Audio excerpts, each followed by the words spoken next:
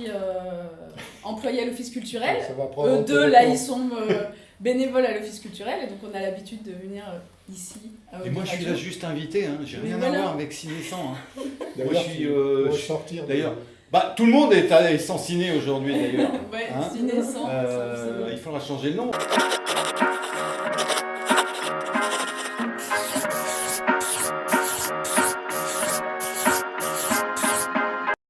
Moi, je connais le principe des radios libres parce que je suis de la génération qui les a vus arriver. Moi, je suis la génération qui les a créés. En 81.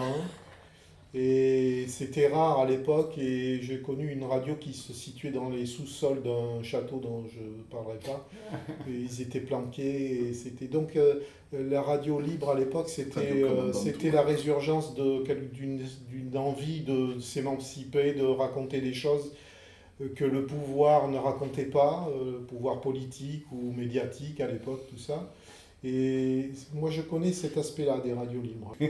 On est arrivé à Autoradio en 2010, je crois, pour faire une émission littéraire pendant 5 saisons, que vous avez écouté certainement, qui s'appelait Jeudi mots. Après, moi, j'ai fait une émission d'une saison sur le rock.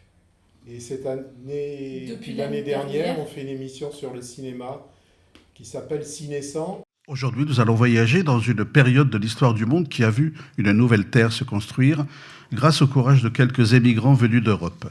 Je veux parler du western, évidemment. On parle de cinéma, mais on n'est pas des spécialistes du cinéma. On parle de ce qui nous a plu, de ce qui nous a marqué.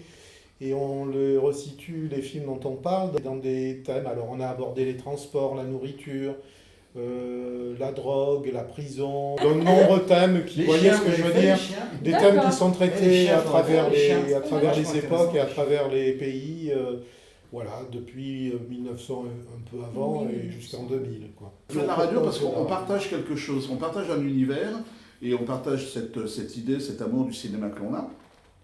Et on espère, ce faisant, partager cette passion avec peut-être des gens qui nous écoutent. On organise des choses même s'il n'y a personne qui nous écoute. Alors nous, on est trois, on s'écoute et on se marre bien entre nous aussi. Dire quelque chose attention, là. de paradoxal pour un comédien, mais moi j'aime bien la radio parce qu'on est caché et que ça ne passe que par la voix.